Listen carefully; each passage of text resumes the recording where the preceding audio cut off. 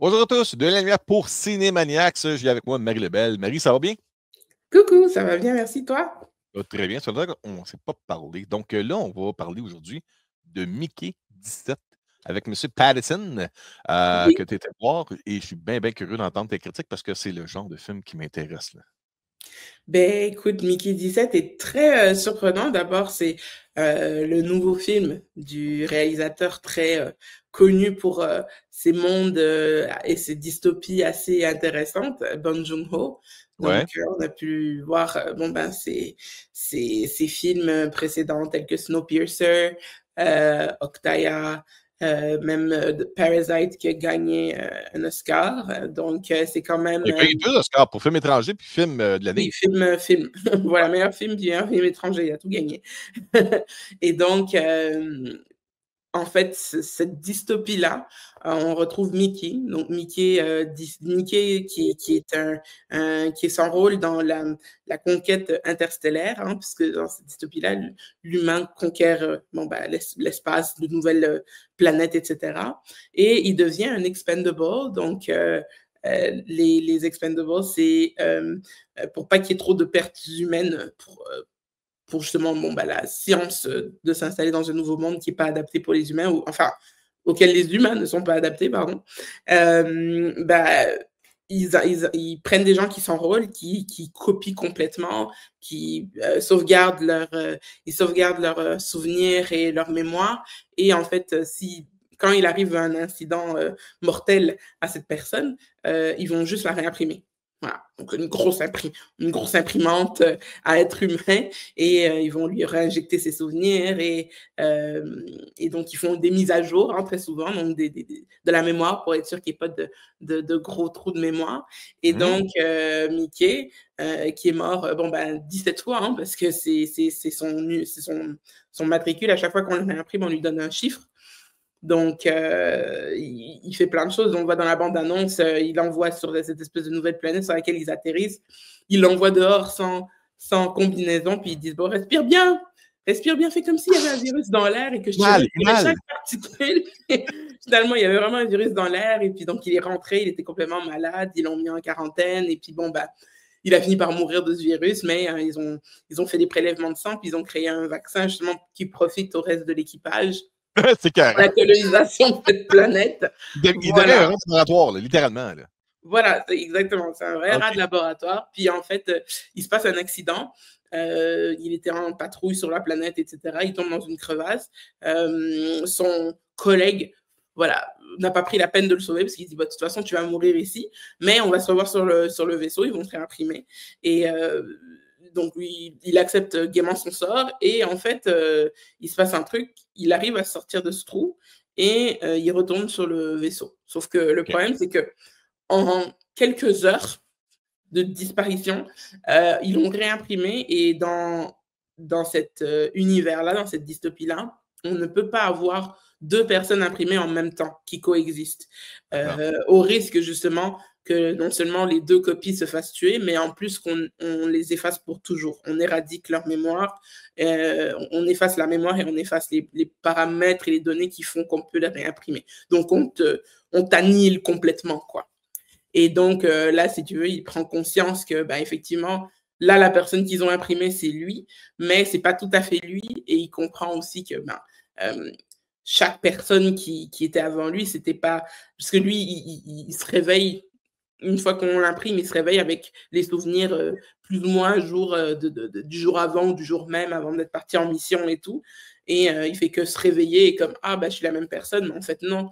C'est chaque personne différente. Donc, on est quand même sur ce point-là. Même chaque version imprimée de lui, il se fait dire, chaque version imprimée de lui a un petit quelque chose de différent. Ils sont jamais exactement pareils. Donc, c'est assez particulier. On est sur cette espèce de conquête des étoiles. Je ne sais pas, Denis, comment, parce que ce film, il a été tourné il y a à peu près 3 ans. La OK, ouais, ouais, ça a été post-prod, remis, hein? c'est ça, ça a été remis beaucoup. Ce film a été filmé il y a extrêmement longtemps. OK. La post-prod aussi, elle a pas dû se faire hier, là. La final cut non plus. Et puis bon, bah, l'écriture des personnages, etc. Je me demande comment Bong Joon-ho est tout simplement un visionnaire. parce que on est sur un milliardaire, hein, qui est Ah ouais, qui OK. qui Je vois où tu qui t'en vas, là, ouais. voilà, on est sur un milliardaire qui est sur la conquête, interstellaire et qui est, légèrement un peu trop à droite, si tu vois ce que je veux Ah, dire? c'est Mark Ruffalo, c'est ça? Oui et c'est Mark Ruffalo, puis ça fait Ouais. plaisir de le voir jouer un méchant un peu ou OK, un OK. c'est ça, c'est vraiment spécial parce qu'à un moment donné, ça hit tout le monde dans le film, puis on est comme: «Wow, comment il a fait pour savoir ça?» Bref, il y a beaucoup de ça, c'est quelque chose que je vais vous laisser découvrir parce que vraiment c'est un film qui mérite d'être vu. C'est tellement drôle, il y a tellement parce que Bong Joon-ho, d'abord et avant tout, en tout cas j'ai l'impression quand je vois ces films, tu as un sous-texte satirique extraordinaire. Il est, il est tellement, sarcastique et plein d'humour pour, pour ce qui pour les personnages, la façon dont il les écrit, la façon dont il les décrit, la façon dont qu'ils prennent vie aussi. Hem, Tout est, vraiment, en tout cas, c'est un peu de l'humour grinçant, mais aussi, c'est de l'humour aussi tout court là. C'est et il y a un très bel équilibre entre tout. Mmh. Dans son film, il y a aussi par contre des scènes, mais ça je préviens les gens parce qu'il y a comme pas vraiment eu de prévention. Il y a quand même des scènes un peu comme avec, Octaya. Il y a quand même des scènes de maltraitance animale, même si c'est pas des vrais animaux qui existent. C'est super cru et super violent. Donc c'est sûr que des fois, il y a des moments où ça vient casser le truc, là, tout le monde est là: «Waouh, waouh, waouh, waouh, waouh». Mais je crois qu'il y a, justement une forme de vérité dans ce qu'il dit. Moi, j'interprète ça comme justement, le fait que dans le monde dans lequel nous on vit en ce moment, il se passe beaucoup d'horreurs et on partage énormément de choses. Certaines personnes partagent un peu à outrance certaines choses par rapport à leur quotidien, mais aussi par rapport à ce qui se passe dans le monde. Donc, tu as une image de guerre et après, venez regarder ce que j'ai comme latte. Il y a une forme de dérive sociale aussi dans la Ouais. sensibilité des choses et il nous met en face de ça d'une certaine façon. Donc, J'ai une question, weird que j'ai jamais posée avant. D'après toi, pourquoi que le film s'appelle Mickey 17 alors qu'il est adapté d'un roman qui s'appelle Mickey 7? Pourquoi qu'il y en a 10 de plus? Je comprends pas. ben, peut-être que, Ah c peut-être, ben, c'est juste que j'en ai aucune idée, mais OK. c'est sûr que le chiffre, enfin, vraiment, tu vois le nombre de fois que le gars est sorti là, puis le nombre de fois qu'on l'envoie au Est-ce casse-pipe. que tu penses que c'est pour un besoin genre humoristique puis pour alléger le côté, peut-être un peu sombre de la mort? Oui, Puis oui, en bah, le c'est faisant c'est plusieurs fois, probablement c'est un peu ça. comique, c'est ça? Ouais. C'est probablement ça parce qu'il y a une multitude de lui. Enfin, Ouais. il y en a eu 16 avant lui et 16 à qui on a quand même on voit dans le film, on n'a pas été tendre et comme tu dis, c'était un rat de laboratoire le gars. Donc c'était pas non plus c'est fou parce que c'est une vie qui est traitée moins que rien. Et vraiment, c'est comme je te dis, ça nous renvoie vraiment à la façon dont on traite les animaux, OK. dans les laboratoires, dans les trucs comme ça, comment, voilà, juste pour un maudit rouge à lèvres ou pour une maudite ombre à paupières, qu'est-ce qu'on est prêt à faire, à des animaux pour même des produits ou même des médicaments? Parce que lui, c'est pour je veux dire, il y a eu un moment donné où c'était pour ça. À un moment donné, justement, il est dans l'espace et on le met juste là pour voir et ah bah, décris-nous décris-nous comment ça fait de mourir, bombardé de radiation. Décris-nous, Incroyable. voilà et on lui donne tous les symptômes qu'il va avoir, on lui donne tout ce qui va intervenir dans son court laps de temps entre, maintenant et quand il va mourir et on lui décrit tout ce qui est supposé arriver, mais décris-nous quand même, est-ce que c'est vraiment ça qui arrive? Comment tu te sens? Et cetera. Donc oui, le gars, il est vraiment traité comme plus bas que la vie. C'est J'aime on en la profite, entre guillemets, que ce soit quelqu'un qui puisse être réimprimé à l'infini. On en profite pour faire des tests, mon Dieu, que vraiment, normalement, on ne ferait pas ça à personne. ça serait possible. J'aime le tagline du roman, je ne sais pas s'ils l'ont appliqué dans le film. Ils disent Mourir n'est pas une partie de plaisir, mais c'est une manière de gagner sa vie. J'aime le côté de jouer avec les mots là-dessus. En tout cas, c'est un roman qui n'est pas vieux, c'est un roman qui est sorti le 15 février 2022. Fait que c'est Ben, récent, là. écoute, C'est un roman qui a c'est été récent, écrit hein. Il y a quelqu'un qui s'est tout de suite accaparé des droits de distribution pour faire un film de ça, puis bang, ça a été développé tout de suite, là. Ben, c'est ça, Bong Joon-ho, il a vu le potentiel. Il a vu le Ouais. truc. Puis, M. Patterson, là-dedans, a de l'air, en tout cas, de ce qu'on voit des annonces, il a de l'air quand même assez différent de ce qu'on voit dans tous les autres films. Il a de l'air excuse de dire ça, mais tant qu'à moi, ben, je dirais pas que c'est pas un bon acteur, mais il n'aimait pas beaucoup d'émotions. Il a beaucoup de charisme, mais il n'a pas beaucoup d'émotions à l'écran. Mais dans ce que j'ai vu dans les bandes annonces, il a l'air très différent côté les traits faciaux, les expressions, le côté humoristique, son côté surprenant.